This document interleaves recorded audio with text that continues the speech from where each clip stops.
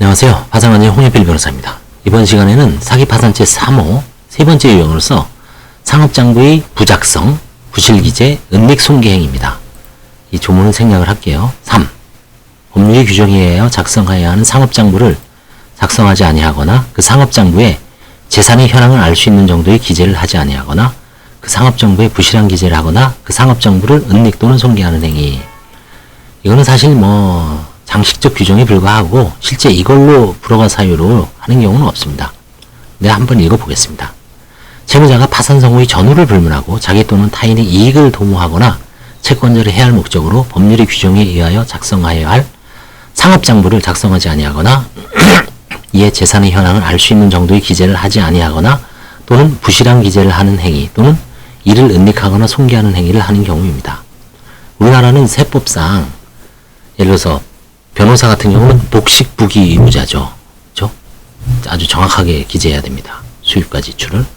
그 다음에 부가세도 납부해야 되고, 그 다음에 이제 부가세를 납부하지 않은 면세사업자도 있고요. 의사 같은 경우, 의료, 그 다음에 생필품 같은 경우 그런 경우 많죠. 우리 약 살 때 부가세 안 붙죠? 약값에. 의사 진료할 때 부가세 안 붙습니다. 변호사는 부가세가 포함되어 있든지 별도로 받든지 부가세를 부과해서 내야 됩니다. 국가에다가.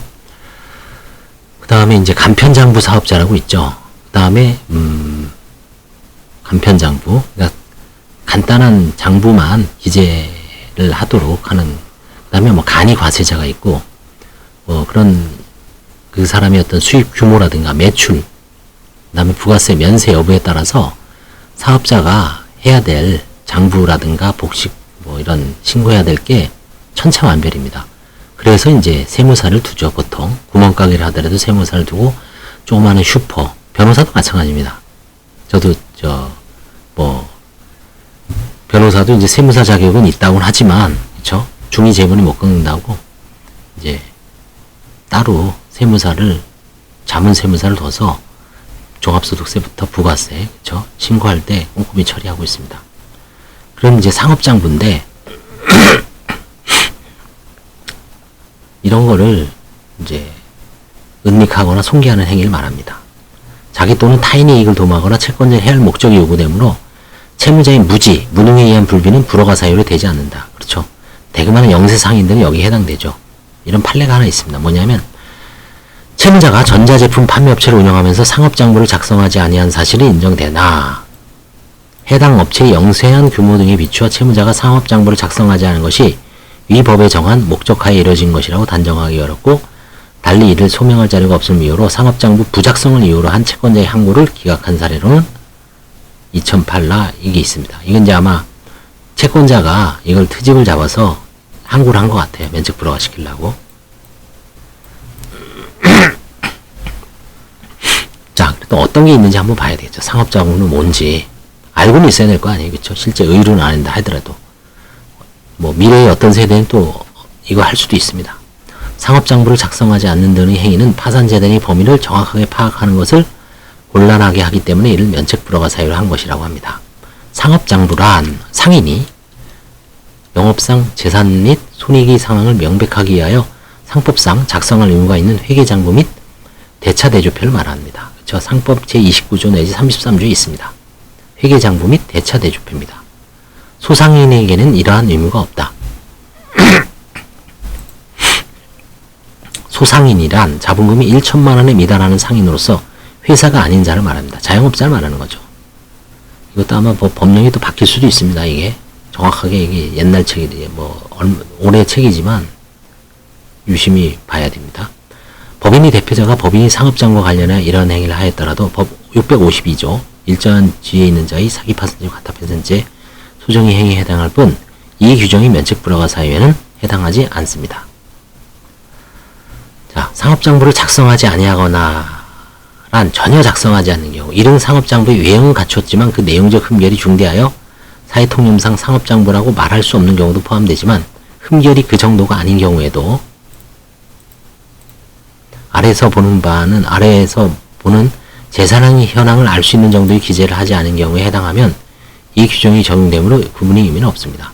재산의 현황을 알 수 있는 정도의 기재를 하지 아니하니란 어느 정도 관제 업무의 수행에 지장을 생기게 하고 법원이 파산자 폐지를 하여야 하는지 여부를 판단하기에 곤란하게 할 정도의 하자를 의미합니다. 은닉이란 채권자 또는 파산관진에 대하여 장부의 발견을 불능 또는 곤란하게 하는 것, 손괴란 장부의 본래의 효용을 해하는 것을 말하는 거죠. 찢어버리는 거죠. 중요한 부분을. 거기에 뭔가 문제가 될 만한 게 있으니까 쫙 찢는 거죠. 행위 시기는 파산 선고의 전후를 묻지 않습니다. 다만 장부가 폐쇄된 경우에는 폐쇄된 후의 행위는 문제될 여지가 없을 것이다. 이렇게. 판례 하나 보죠. 44. 효용. 채무자가 운영하던 수산물 도소매 업체의 매출액이 약 5억 원 상당인데 채무자가 파산 신청 직전에 위 업체에 관한 상합장부를 폐기한 것이 법 564조 제1항 제1호, 650조 제1항 제3호에 정한 상합장부를 손괴하는 행위를 한 때에 해당하는 이유로 면책을 불허한 사례. 그 외에도 다른 면책 불허가 사유가 있었답니다. 이때는. 그러니까 중첩적 불허가 사유죠. 재산 은닉도 있었을 거예요.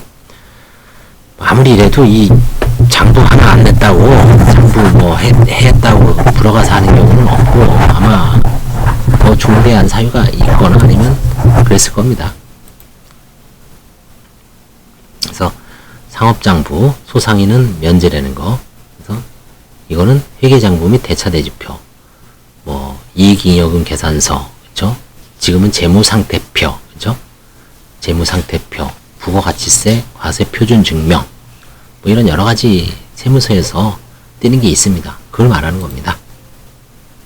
세무사나 회계사를 통해서 그 기장 업무를 대행하는 사업자분들은 세무사 내지 회계사와 의논해서 파산 전에 그 서류라든가 원장이라든가, 그래서 사실 세무사나 회계사의 그 자문료 있잖아요.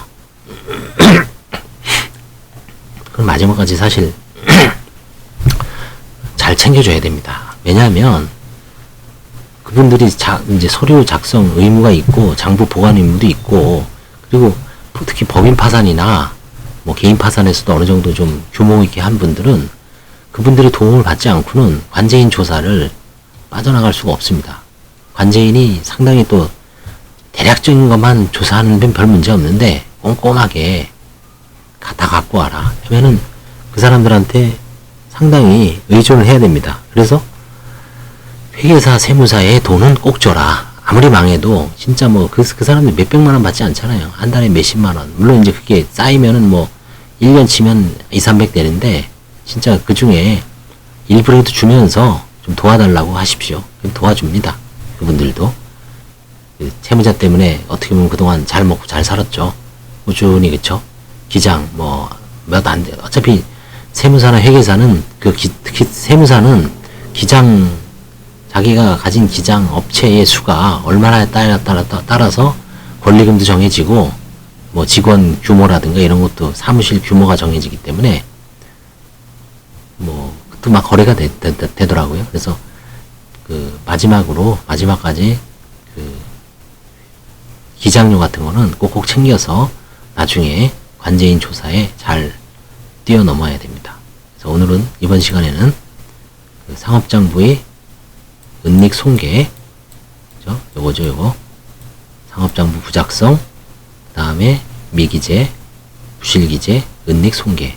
이 행위, 이거에 대한 불허가 사유에 대해서 드물지만, 뭐, 가끔 일어나지만, 그래도 알고는 있어야죠. 이런 게 나중에 걸면 걸리는구나, 그쵸? 뭐 관제인 제가 이게 사실 이것만으로도 불허가 시키지 않는다라고 하지만 법 규정에 있고 뭐 앞으로 조금 시대가 변하면 또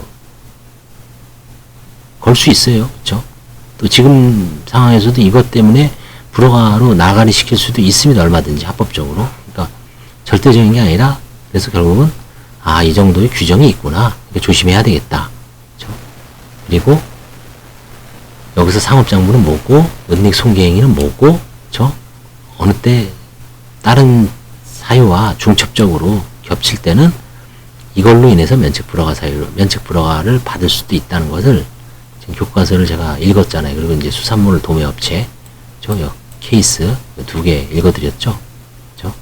수산물 도매업체하고 요거 지금 영세상인 이런 게 실제 판례가, 요즘 판례는 아니죠. 지금 2021년이니까 좀 지난 거지만 있다는 거를 참조해 주시기 바랍니다. 감사합니다.